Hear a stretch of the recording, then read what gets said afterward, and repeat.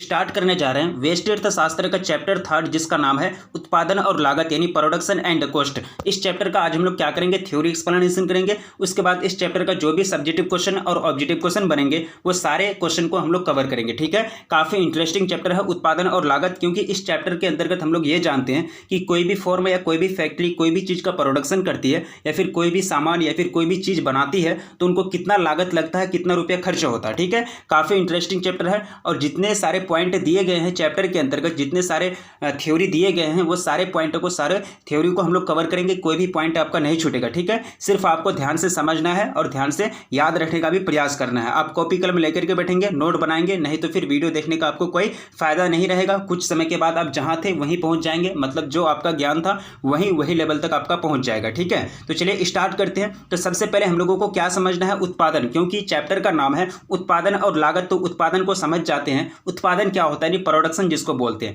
तो सिंपल सी बात है, उत्पादन एक प्रोसेस होता है, एक प्रक्रिया होता है जिसके अंतर्गत मशीनी उपकरण सहित मानवीय आवश्यकता की वस्तु, जैसे मानवीय आवश्यकता की वस्तु क्या है, कपड़ा हो गया, जो भी हम लोग अपने डेली लाइफ में जो भी सामान यूज करते हैं, खाने का सामान, उड़ने का सामान, पहनने का सामान, जो भी हम लोग यूज करते हैं, वो सारे वस्तुओं का जो उत्पादन एक तरह से बनाया जाता है, उसको बनाने का जो प्रोसेस है, उसका निर्माण का जो प्रोसेस है, उसी को क्या बोलेंगे, उत्पादन यानी प्रोडक्शन बोलेंगे। ठीक है, और इसमें इसके अंतर्गत ये भी आएंगे, कोई भी मशीन है, चाहे वो मोटर गाड़ी हो या फिर आपके मोबाइल हो या फिर लैपटॉप हो या फिर कोई भी चीज़ हो, चाहे वो मशीनी उपकरण होना चाहिए, गाड़ी हो, ट्रैक्टर हो या फिर कृषि क्षेत्र में जो भी मशीन इस्तेमाल किए जाते हो, वो सारे मशीन का भी उत्पादन किया जाता है, वो सारे मशीन को भी बनाया जाता है फैक्ट्री में, कंपनी में, तो वो भी क्या कहलाएंगे, एक प्रकार का उत्पादन यानी प्रोडक्शन कहलाएंगे। यानी आप जो भी चीज़ देखते हैं लाइफ में, आप जो भी चीज़ देखते हैं प्रकृति के अंतर्गत होने वाली चीज़ों को छोड़कर, यानी प्रकृति के अंतर्गत जो भी चीज़ें हैं उनको छोड़कर मानव निर्मित जितनी भी वस्तुएं हैं उनका जो निर्माण होता है, उन्हीं का निर्माण के प्रोसेस को क्या बोलते हैं, उत्पादन यानी प्रोडक्शन बोलते हैं। ठीक है, या फिर दूसरी भाषा में हम लोग ये भी समझ सकते हैं कि उत्पादन वह प्रक्रिया है, उत्पादन क्या है, उत्पादन वह प्रक्रिया है जिसमें आगतों को निर्गत में बदला जाता है। आगत का मतलब होता है कच्चा माल, आगत का मतलब क्या होता है, कच्चा माल, और निर्गत का मतलब होता है जो फाइनली बन के निकलता है, यानी आउटपुट जो लास्ट स्टेज में बन के निकलता है, जो सामान, उसको बोलते हैं निर्गत। और लास्ट स्टेज में जो सामान बन के निकलता है उसी का आज हम लोग क्या करते हैं, उसी का आज हम लोग क्या करते हैं, उपयोग करते हैं। जैसे कि रेशा पटसन सुने हैं, रेशा जानते हैं ना, रेशा से क्या होता है कि बड़े बड़े फैक्ट्री में, बड़े बड़े कंपनियों में कपड़े बनाने का कार्य होता है। ठीक है, लेकिन उनको रेशा को सिर्फ डायरेक्टली कपड़ा नहीं बन जाता, उसको बहुत सारा प्रोसेस करना पड़ता है, स्टेप बाय स्टेप उसमें वर्क होता है, तब वो फाइनली क्या बनता है, कपड़ा बन के निकलता है। तो कपड़ा क्या हो जाएगा, निर्गत हो जाएगा, और आगत क्या हो जाएगा, कच्चा माल, रेशा। ठीक है, यानी उत्पादन वह प्रक्रिया है जिसमें आगत को निर्गत में बदला जाता है, उत्पादन कहलाता है। आगत का अर्थ भूमि भी हो जाएगा। ठीक है, भूमि को मतलब एक तरह से बदला जा सकता है, उसमें तरह तरह के मकान बनाए जा सकते हैं, मतलब उसमें चेंजिंग लाया जा सकता है। यह भूमि भी रखा गया, लेकिन इसका एग्जांपल आप नहीं लेंगे तो बेस्ट होगा, कच्चा माल लीजिए, बहुत अच्छा रहेगा। ठीक है, कच्चा माल इत्यादि, तथा निर्गत का अर्थ होता है पक्का माल, यानी जो भी आप इस्तेमाल करते हैं अपना लाइफ में, जो भी आप मानव निर्मित वस्तुओं का यूज करते हैं, उपयोग करते हैं लाइफ में, वो सारी चीज क्या है, निर्गत है, यानी पक्का माल है। ठीक है, तो ये एक तरह से हम कह सकते हैं कि जो भी चीज हम लोग लाइफ में देखते हैं, जो भी चीज हम लोग लाइफ में इस्तेमाल करते हैं, अपने दैनिक जीवन में उपयोग करते हैं, वो सारी चीज को बनाने का जो प्रोसेस है, निर्माण का जो प्रोसेस है, उसी को क्या बोलेंगे, उत्पादन यानी प्रोडक्शन बोलेंगे। ठीक है, अब चलिए नेक्स्ट पॉइंट आपको क्या कह रहा है कि निर्गत उपभोक्ता यानी कंज्यूमर द्वारा उपभोग यानी उपयोग किया जाता है। मैंने अभी क्या बोला कि निर्गत जो है वो फाइनली जो बन के निकलता है, जो हम लोग यूज करते हैं, जैसे कि कपड़ा क्या है, कि निर्गत है, आउटपुट है, फाइनली आउटपुट है। ठीक है, तो इसका हम लोग क्या करते हैं, उपयोग यानी उपभोग करते हैं। उपयोग या फिर उपभोग बात सेम होता है, हम लोग क्या है, कंज्यूमर है, उपभोक्ता है, हम लोग वस्तुओं का उपयोग करते हैं। ठीक है, साधारण भाषा में उत्पादन का अर्थ वस्तु या पदार्थ का निर्माण करना होता है। ठीक है, सिंपल सी बात है, कोई भी वस्तु या फिर कोई भी पदार्थ का निर्माण करता है, कोई भी फैक्ट्री या फिर कोई भी कंपनी, तो वो क्या कहलाएगा, उत्पादन कहलाएगा। ठीक है, समझ गए उत्पादन क्या होता है। उत्पादन अगर 3 नंबर का क्वेश्चन पूछा जाएगा बोर्ड एग्जाम में तो आसानी से लिख सकेंगे, बिल्कुल आप लोग लिख सकेंगे, आंसर दे सकेंगे। अब चलिए नेक्स्ट पॉइंट आपका है, उत्पादन के 4 साधन होते हैं, मीन्स ऑफ प्रोडक्शन। ये बार बार पूछा जाता है कि उत्पादन के साधनों का उल्लेख करें, उत्पादन के साधन क्या क्या हैं, बोर्ड एग्जाम में पूछा जाता है। तो आपको याद रखना है कि उत्पादन के जो साधन है टोटल 4 है। मेनली पहला जो साधन है वो क्या है, भूमि यानी लैंड है। अगर कोई भी चीज का अगर कोई उत्पादन करना चाहेगा, कोई फैक्ट्री का मालिक, कोई कंपनी का मालिक चाहेगा कि हम एक तरह से नया वस्तु का प्रोडक्शन करेंगे, उत्पादन करेंगे, तो उनको सबसे पहले प्लॉट चाहिए, ये भूमि चाहिए, जमीन चाहिए अपना फैक्ट्री को बैठाने के लिए, अपना फॉर्म को बैठाने के लिए। ठीक है, तो ये उत्पादन के साधनों में से सबसे महत्वपूर्ण साधन है। है। दूसरा जो साधन है वो क्या है, पूंजी, कैपिटल यानी फाइनेंस जिसको बोलते हैं, ठीक है। पूंजी रहेगा तभी वो फैक्ट्री का स्थापना कर पाएगा, तभी वो फॉर्म का स्थापना कर पाएगा, तभी कच्चा माल खरीद पाएगा, तभी मजदूरों को मजदूरी दे पाएगा, तभी उनका फाइनली क्या बनेगा, आउटपुट यानी निर्गत बनेगा, यानी जो सामान वो तैयार करना चाहता है वो बन के तैयार होगा। तो पूंजी भी होना बहुत ही जरूरी है, ठीक है। श्रम यानी लेबर यानी आदमी का होना जरूरी है, मजदूर का होना जरूरी है, अपने से तो नहीं कर सकता है, तो मजदूर काम करेंगे तो उनका भी जरूरत पड़ता है। तो उत्पादन के साधनों में से ये भी बहुत ही महत्वपूर्ण साधन है। लास्ट में आपका साहस यानी बड़े यानी हिम्मत रखनी चाहिए, ठीक है। मानव के रूप में यहाँ एक तरह से हिम्मत रखनी चाहिए, साहस रखनी चाहिए, जिसके अंतर्गत साहस है, हिम्मत है, एक तरह से घाटा को सहने का। अगर कभी कभी बिजनेस में क्या होता है कि घाटा भी हो जाता है, कभी कभी लॉस भी उठाना पड़ता है, प्रॉफिट की जगह लॉस भी उठाना पड़ता है, तो वो चीज़ को सहन करनी चाहिए ना। अगर वो 500 रुपया अगर प्रॉफिट है, ठीक है, 500 रुपया कोई चीज़ में लगा, उल्टे वहाँ लॉस लग गया, ठीक है, 500 रुपया में से 300 रुपया वापस हुआ, 200 रुपया और लॉस लग गया, तो वो लॉस को सहने के लिए बहादुरी होनी चाहिए, हिम्मत होनी चाहिए, साहस होनी चाहिए। तो ये चारों जो चीज़ है, उत्पादन के 4 साधन हैं। पहला साधन भूमि, पूंजी, तीसरा क्या है, श्रम, और चौथा है साहस यानी बड़े, ठीक है। ये चारों होना बहुत ही जरूरी है। तो याद रखेंगे उत्पादन के कितने साधन हैं, 4 साधन है, आपको भूलना नहीं है। उत्पादन क्या है आपको अच्छी तरह से बता दिए। वैसे भी जब उत्पादन वहाँ आता है बोर्ड एग्जाम में क्या कहता है डिफिनेशन देने के लिए, तो आप लोग कलम रुक जाता है। क्यों कलम रुक जाता है भाई, अच्छी तरह से लिख सकेंगे ना, कलम नहीं रुकनी चाहिए, क्योंकि अच्छी तरह से सिंपल चीज़ आपको पूछी जाती है, तो अपने अनुसार परिभाषा दे सकते हैं, अपने अनुसार उनका आंसर आप दे सकते हैं, ठीक है। अब चलिए नेक्स्ट पॉइंट आपका स्टॉक, ठीक है। स्टॉक का मतलब क्या होता है, स्टॉक या फिर सिंपल सी बात समझ लीजिए, कोई भी चीज़ या फिर कोई भी वस्तु को भविष्य के लिए रखना, उपयोग के लिए, भविष्य में उपयोग के लिए रखना, या फिर भविष्य में बेचने के लिए रखना, तो वो क्या कहलाएगा, स्टॉक कहलाएगा, ठीक है। जैसे कि उत्पादकों या व्यक्तियों, उत्पादक जो भी प्रोड्यूसर हैं, जो भी कंपनी या फैक्ट्री के मालिक है, वो क्या कहलाएंगे, उत्पादक कहलाएंगे। और हम लोग क्या है, व्यक्ति हैं, कंज्यूमर हैं। उत्पादकों या व्यक्तियों के पास वस्तु की वह कुल मात्रा जो उत्पादकों या व्यक्तियों के पास बेचने के लिए यानी सेलिंग के लिए, मतलब सेल करने के लिए उपलब्ध रहता है, उसी को क्या बोलेंगे, स्टॉक बोलेंगे, ठीक है। मान चलिए कोई कंपनी वाला है, कोई उत्पादक है, कोई प्रोड्यूसर है, वो क्या किया है, मतलब बहुत सारे कपड़ों का मतलब उत्पादन किया है, ठीक है। लेकिन वो क्या किया, बहुत सारे कपड़े को अपने गोदाम में रख दिया, अपना एक जो ये होता है घर होता है रखने का, उसमें रख दिया, तो वो आगे बेचने के लिए, मतलब अगला साल बेचने के लिए, तो वो क्या कहलाएगा, स्टॉक यानी स्टॉक यानी एक तरह से गोदाम में जो भरा हुआ सामान है वो क्या कहलाएगा, स्टॉक कहलाएगा, ठीक है। स्टॉक उसी को कहते हैं भविष्य में वस्तुओं को बेचने के लिए, भविष्य के लिए वस्तुओं को रखना, या फिर भविष्य के लिए उपयोग के लिए वस्तुओं को रखना ही क्या कहलाता है, स्टॉक कहलाता है, ठीक है। अब चलिए आपका आता है लागत, क्योंकि चैप्टर का जो नाम है उत्पादन और लागत। उत्पादन तो हम लोग समझ गए, अब लागत यानी कॉस्ट क्या होता है। सिंपल सी बात है, कोई भी चीज़ अगर आप खरीदेंगे, कोई भी कच्चा माल अगर खरीदेगा प्रोड्यूसर यानी जो उत्पादक होता है फैक्ट्री का, वो किसान से खरीदेंगे, ठीक है। किसान से जूट जो होता है किसान से खरीदा जाता है डायरेक्टली, तो जूट फ्री में तो नहीं देंगे, उनको कुछ पैसा देना पड़ेगा ना। किसान के पास ऐसे तो नहीं जाएगा कंपनी वाला कि डायरेक्ट तो हमको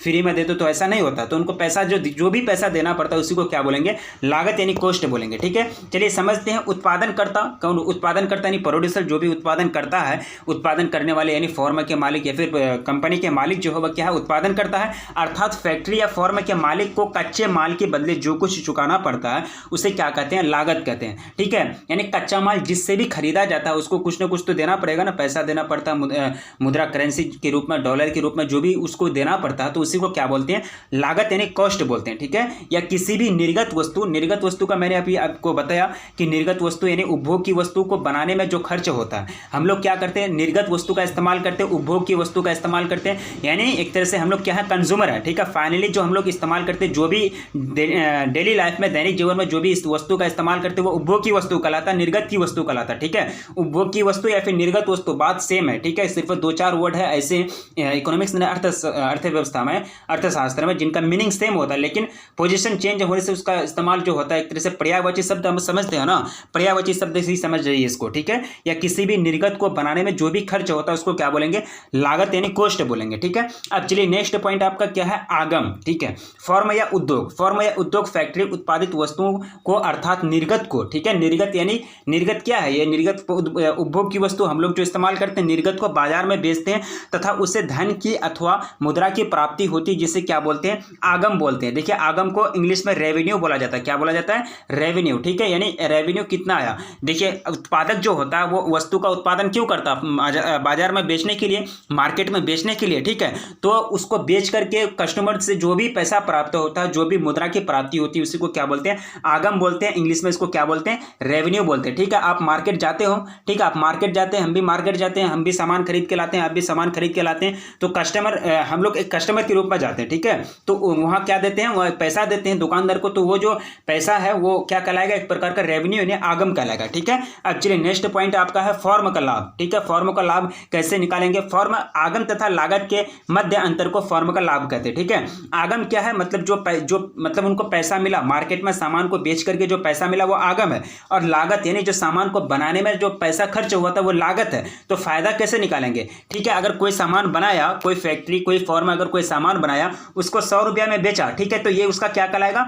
आगम कहलाएगा, यानी रेवेन्यू कहलाएगा। मार्केट में उसको 100 रुपया प्राप्त हुआ और ये सामान को बनाने में उसको 60 रुपया लगा था। ठीक है, ये सामान को बनाने में 60 रुपया लगा था। इसका ये सामान को बनाने में इसका पहले कच्चा माल खरीदना पड़ा था, श्रमिकों को देना पड़ा था, फिर उसके बाद क्या करना था? एक तरह से जमीन वाले को, यानी फैक्ट्री, जमीन जहाँ फैक्ट्री बैठा हुआ है उसको भी भाड़ा के रूप में देना पड़ा था रुपया। तो वहाँ टोटल वो सब जोड़ करके 60 रुपया हुआ। ठीक है, तो अब देखिए आपको क्या निकालना है? लाभ निकालना। फॉर्म का कितना लाभ हुआ? तो 100 में 60 को घटा देंगे 40, यानी 40 रुपये लाभ हुआ किसको? फॉर्म को। ठीक है, तो फॉर्म का लाभ निकालने का सिंपल सा फॉर्मूला है, आगम में क्या कर देंगे? लागत को घटा देंगे, फॉर्म का लाभ निकल जाएगा। ठीक है, अब चलिए नेक्स्ट पॉइंट है उत्पादन फलन क्या होता है। ठीक है, यानी जिसको बोलते हैं प्रोडक्शन फंक्शन बोलते हैं। तो ये कारक है, ये वह कारक है जो फॉर्म द्वारा ग्रहण किया गया, अर्थात खरीदा गया कच्चा माल यानी आगत, उसके बीच तैयार किया गया पक्का माल के बीच के संबंध को दर्शाता है। ठीक है, सिंपल सी बात है। वैसा फंक्शन, वैसा स्लोप, वैसा ग्राफ, वैसा रिलेशन जिसमें यह बतलाया जाता है कि आगत और निर्गत के बीच संबंध कैसा है। ठीक है,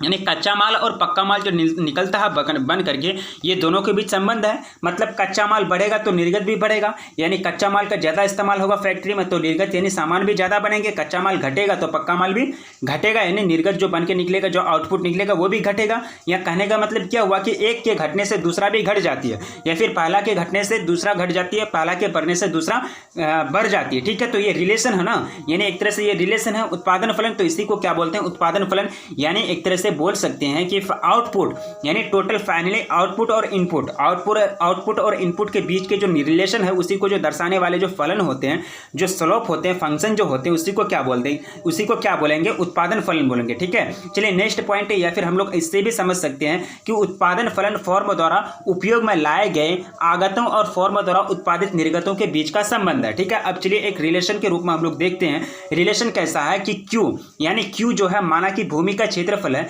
Q क्या है? भूमि का क्षेत्रफल है, और X जो है उत्पादित चावल की मात्रा है। क्या है? X उत्पादित चावल की मात्रा है, और L जो है वह क्या है? एक दिन में श्रमिक द्वारा किया गया कार्य घंटा में है। ठीक है, 1 घंटा में। ठीक है, L। अब चलिए इसमें हम क्या करेंगे? रिलेशन दर्शाते हैं Q बराबर XL। ठीक है, तो Q बराबर XL क्या है? X क्या है? आपका निर्गत है। क्या है? X, क्योंकि निर्गत क्या बोलता है? जो फाइनली आपको मिलता है, जो फाइनली आउटपुट मिलता है, जो सामान हम लोग यूज करते हैं, चावल हम लोग यूज करते हैं। उत्पादन यानी जो किसान अपना खेत बोते हैं तो उनको फाइनली क्या मिलता है? आउटपुट चावल ही मिलता है ना। तो X क्या कहलाएगा? निर्गत यानी आउटपुट कहलाएगा। तो X बराबर हो जाएगा Q इंटू L। ठीक है, Q आपका क्या है? Q जो है आपका एरिया है, मतलब खेत का क्षेत्रफल है, और L जो है एक दिन में श्रमिक द्वारा किया गया कार्य यानी घंटा है। ठीक है, यानी जो मतलब चावल की जो मात्रा हो जाएगी वो कितना हो जाएगी? क्षेत्रफल गुना एक श्रमिक द्वारा एक दिन में किया गया कार्य 1 घंटा। ठीक है, यानी घंटा में। ठीक है, तो यहाँ होगा अगर L बढ़ेगा या फिर L बढ़ेगा तो वहाँ क्या होगा? X का मान बढ़ेगा। ठीक है, L बढ़ेगा X का मान बढ़ेगा, या फिर Q बढ़ेगा तो X का मान बढ़ेगा। ठीक है, कहने का मतलब ये हुआ कि निर्गत का यानी एक तरह से आगत का अगर मतलब वैल्यू बढ़ता है, यानी आगत यानी कच्चा माल या फिर जो भी उत्पादन कारक के रूप में हम लोग इस्तेमाल करते हैं, ये क्या है? भूमि क्या है? उत्पादन कारक है। उत्पादन कारक अगर बढ़ रही है तो वहाँ क्या होगा? निर्गत बढ़ेगा, आउटपुट बढ़ेगा। जो यहाँ आउटपुट आपको चावल के रूप में दिखाया जाता है, चावल क्या कहलाएगा? आउटपुट कहलाएगा। ठीक है, अब चलिए यहाँ जो है यहाँ Q और L की वृद्धि होने पर Q की वृद्धि होगी। यहाँ आगत और निर्गत के मध्य संबंध को दिखाया गया है। यहाँ जो है Q और L में वृद्धि होने से X में वृद्धि होगी। किसमें? Q और L की वृद्धि होने से मतलब X की वृद्धि होगी, X होगा, ठीक है। यहाँ आगत और निर्गत के बीच संबंध को दिखाया गया है। यही जो संबंध है इसी को क्या बोलेंगे? उत्पादन फलन यानी प्रोडक्शन फंक्शन बोलेंगे। प्रोडक्शन फंक्शन ही हम लोग समझ रहे हैं ना, ठीक है। अब चलिए नेक्स्ट पॉइंट आपका क्या आएगा? नेक्स्ट पॉइंट है आपका लागत फलन, ठीक है। हम लोग समझ गए उत्पादन फलन। अब चलिए हम लोग समझते हैं लागत फलन, ठीक है। यानी कॉस्ट जो फंक्शन होता है, फंक्शन को एक तरह से कॉस्ट फंक्शन होगा या लागत फलन होगा, ठीक है। लागत और निर्गत, ठीक है, लागत और निर्गत यानी अंतिम वस्तु यानी खर्च। अब देखिए यहाँ जो था, यहाँ आपका थोड़ा सा समझिए, कंफ्यूजन नहीं होना। उत्पादन लागत में क्या होता है कि आगत और निर्गत, यहाँ क्या होता है? आगत और निर्गत के बीच संबंध है, यानी कच्चा माल और पक्का माल, यानी कच्चा माल जो मतलब यूज करते हैं और पक्का माल जो फाइनली बन के निकलता है, ये दोनों के बीच का संबंध क्या है? उत्पादन फलन है। अब देखिए लागत फलन जो है ये क्या है? लागत और अंतिम वस्तु यानी जो फाइनली जो गुड्स बन के निकलता है, जो आउटपुट निकलता है। लागत क्या एक प्रकार का पैसा है, तो यहाँ जो है एक प्रकार का वो, यहाँ जो उत्पादन फलन हो जाएगा उसमें वस्तु कच्चा माल भी एक प्रकार का वस्तु है और फाइनली जो बन के निकलता आउटपुट वो भी एक प्रकार का वस्तु है, यानी दोनों वस्तु ही है, मतलब दोनों वस्तुओं के बीच का संबंध है, वो उत्पादन फलन कहलाएगा। लेकिन यहाँ पैसा आ गया। लागत को किसके रूप में हम लोग आंकते हैं? पैसा के रूप में आंकते हैं, ठीक है। तो लागत और निर्गत के बीच के संबंध जो होता है, तकनीकी जो संबंध होता है, उसी को क्या बोलेंगे? लागत फलन बोलेंगे, ठीक है। यानी लागत फलन किसको बोलेंगे? लागत और अंतिम वस्तु के बीच के संबंध को क्या बोलेंगे? लागत फलन बोलेंगे। तकनीकी अगर बढ़ेगा तो अंतिम वस्तु जो होगा, फाइनली जो आउटपुट होगा, जो वस्तु होगा फाइनली बन के जो निकलेगा, जो हम लोग इस्तेमाल करते हैं, उसका उत्पादन बढ़ेगा, उसका क्वालिटी बढ़ेगा, ठीक है। ये सारा चीज होता है, ठीक है। अब चलिए नेक्स्ट पॉइंट है, लागत फलन निश्चित समय के लिए होता है। लागत फलन जो होता है एक टाइम होता है इसका, निश्चित समय के लिए होता है।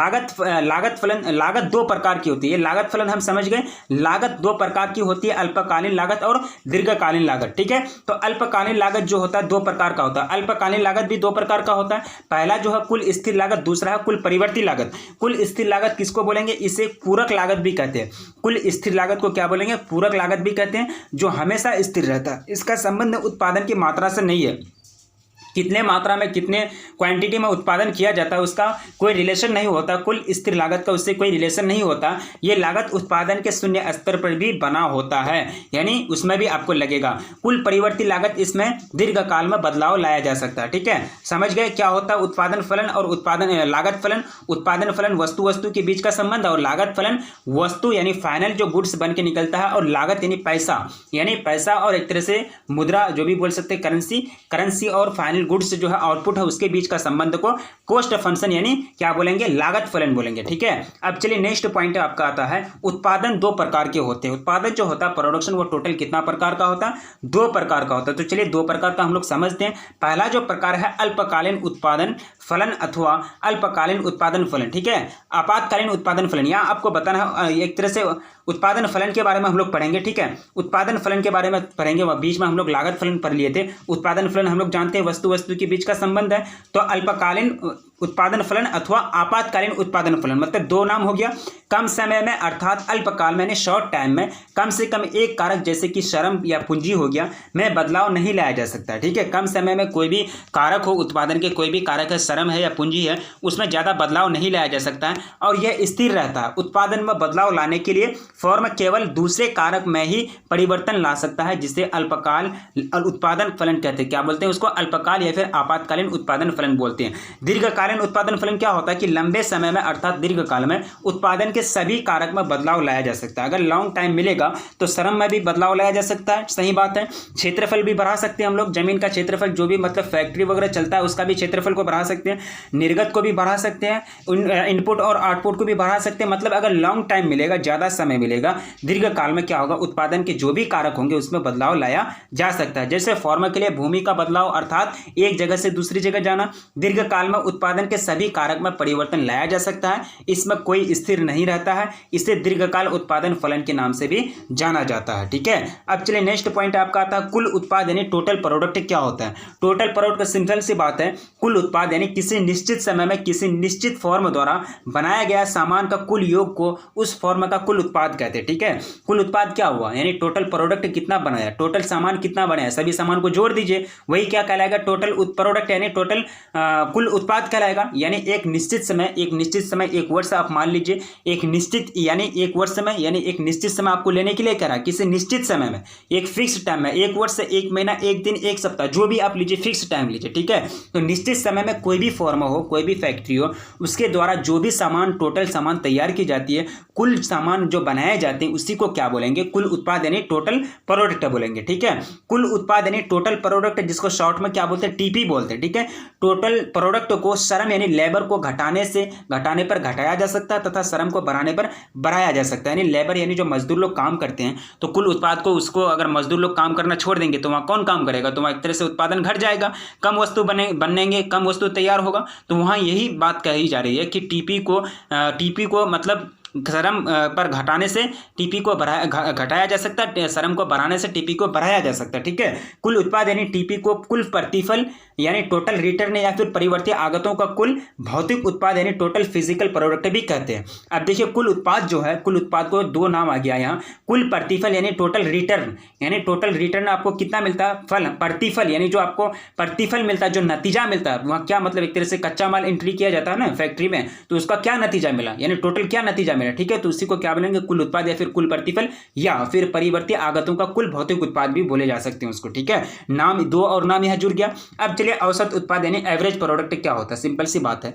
अगर औसत उत्पाद अगर निकालना है तो टोटल उत्पाद यानी कुल उत्पाद में क्या करेंगे, भाग दे देंगे निर्गत की गई कुल इकाई से, ठीक है। टोटल उत्पाद में निर्गत की गई कुल इकाई से यानी कुल उत्पाद तथा कुल उत्पादित इकाइयों के मध्य अनुपात जो होता है उसी को कुल औसत उत्पाद बोलते हैं। क्या बोलते हैं, औसत उत्पाद। अब चलिए सीमांत उत्पाद यानी मार्जिनल क्या होता है, सीमांत उत्पाद यानी मार्जिनल प्रोडक्ट क्या होता है, इसको आपको समझना है, ठीक है। अब चलिए सभी आगतों को स्थिर रखकर अथवा एक समान मानकर किसी एक इकाई आगत में बदलाव के कारण जो कुल उत्पाद में बदलाव आती है उसी को क्या बोलते हैं, सीमांत उत्पाद यानी मार्जिनल प्रोडक्ट बोलते हैं, ठीक है। यानी सीमांत उत्पाद निर्गत में बदलाव भगा दे देंगे आगत में बदलाव, ठीक है। यानी एक प्रकार का जो लास्ट फेज यानी जो लास्ट इकाई में जो एक तरह से यूज किया जाता है, जो भी मतलब उसका मतलब यूज करने से आगत में यानी जो मतलब एक तरह से उत्पादन में जो एक तरह से चेंजिंग जो आ जाता है यानी बदलाव जो आ जाता है, वही क्या है आपका सीमांत उत्पाद यानी मार्जिनल प्रोडक्ट है, ठीक है। यानी सभी आगत का मतलब तो आप समझते हैं, यानी इनपुट जो भी कच्चे माल होते हैं उसको स्थिर रखकर उसको कांस्टेंट माना जाता है, एक समान माना जाता है, और एक इकाई आगत में बदलाव लाया जाता है, ठीक है। एक इकाई सिर्फ सभी को कांस्टेंट माना जाएगा, सिर्फ एक इकाई में बदलाव लाया जाएगा, तो उस एक इकाई में बदलाव के कारण क्या होता है कि टोटल मतलब इसमें चेंजिंग आ जाता है उत्पादन में, तो वही क्या कहलाएगा आपका सीमांत उत्पाद यानी मार्जिनल प्रोडक्ट कहलाएगा, ठीक है। तो आप समझ गए मार्जिनल प्रोडक्ट क्या होता है। उसके बाद औसत उत्पाद क्या होता है, कुल उत्पाद क्या होता है, दीर्घकालीन उत्पादन फलन, अल्पकालीन उत्पादन फलन अथवा आपातकालीन उत्पादन फलन क्या होता है, कुल परिवर्ती लागत किसको कहते हैं, कुल स्थिर लागत किसको कहते हैं, लागत फलन क्या है, यानी लागत और निर्गत यानी लागत और अंतिम वस्तु यानी उपभोग की वस्तु, और पैसा यानी मुद्रा, हम लोग बोल सकते हैं लागत जो मापा जाता है मुद्रा में मापा जाता है, मुद्रा। और क्या अंतिम वस्तु क्या है, मतलब अंतिम वस्तु जो लोग हम लोग इस्तेमाल करते हैं, तो जो भी हम लोग वस्तु इस्तेमाल करते हैं हम लोग क्या उपभोक्ता हैं, हम लोग जो वस्तु इस्तेमाल करते हैं क्या बोलते हैं उसको उपभोग की वस्तु। तो एक तरह से मुद्रा और उपभोग की वस्तु के बीच का संबंध को क्या बोलेंगे, लागत फलन बोलेंगे, हम लोग ऐसे भी बोल सकते हैं, ठीक है। अब उससे पहले हम लोगों ने पढ़ा कि उत्पादन फलन क्या होता है, यानी आगत और निर्गत के बीच के संबंध को दर्शाने वाले फलन को क्या बोलेंगे, उत्पादन फलन बोलेंगे। फर्म का लाभ कैसे निकाला जाएगा, तो रेवेन्यू में घटा देंगे कोस्ट को, यानी आगम में लागत को घटा देंगे, फर्म का लाभ निकल जाएगा। आगम क्या है, रेवेन्यू क्या है, यानी फर्म जो भी सामान बनाता है उसको बाजार में बेचता है, ठीक है। तो बाजार में बेचने के बाद जो भी उनको पैसा मुद्रा करेंसी की प्राप्ति होती है वही क्या है आपका आगम, यानी एक तरह से जिसको क्या बोलते हैं रेवेन्यू बोलते हैं। लागत क्या है, कच्चा माल खरीदने में, मजदूरी को देने में, फर्म का भाड़ा, यानी जो भी मतलब सामान को तैयार करने में जितना भी खर्च हुआ होता है वो सारा खर्च का योग को क्या बोलेंगे, लागत बोलेंगे। स्टॉक क्या है, समझ गए, यानी कोई भी सामान को भविष्य में इस्तेमाल करने के लिए या फिर बेचने के लिए रखना क्या कहलाएगा, स्टॉक कहलाएगा, ठीक है। उत्पादन के चार साधन कौन कौन से हैं, भूमि, पूंजी, श्रम और साहस है। उत्पादन क्या है वो आप समझ गए, उत्पादन एक प्रोसेस है, एक प्रक्रिया है जिसमें वस्तुओं को तैयार किया जाता है, मशीनी उपकरण की वस्तु हो या फिर मानवीय आवश्यकताओं की वस्तु हो। सिर्फ इसको छोड़ करके मतलब प्रकृति में जो भी वस्तु आती है उसको छोड़ दीजिए आप, जितना भी वस्तु बनाया जाता है वो बनाने का जो प्रोसेस है उसी को क्या बोलेंगे, उत्पादन यानी प्रोडक्शन बोलेंगे, ठीक है। तो ये आपका चैप्टर 3 था व्यष्टि अर्थशास्त्र का। होगा उत्पादन और लागत। तो ये आपका फर्स्ट वीडियो है, सेकंड वीडियो में पूरा चैप्टर का थ्योरी कंप्लीट हो जाएगा। ठीक है, तो लास्ट में आपसे विनती की जाती है कि वीडियो को जो भी अभी तक लाइक नहीं किए तो प्लीज़ वीडियो को लाइक कर देंगे, अपने दोस्तों में एक बार जम करके शेयर कर देंगे, और चैनल पर पहली बार विजिट करें तो प्लीज़ चैनल को सब्सक्राइब कर लेंगे, क्योंकि तैयारी आपकी चल रही है। बहुत सारा चैप्टर भी कवर कर लिया गया है। अगर आप चैप्टर कवर नहीं किए बहुत सारा, तो अगर कोई भी चैप्टर आपका छुटा हुआ तो चैनल का प्ले लिस्ट में जा सकते हैं, वहाँ से आप आराम से कवर कर सकते हैं। ठीक है, तो इसी तरह से बने रहिए और चैनल को सब्सक्राइब कर लीजिए, अपने दोस्तों में एक बार जम करके शेयर कर दीजिए। मिलेंगे फिर नेक्स्ट क्लास में, तब तक के लिए जय हिंद।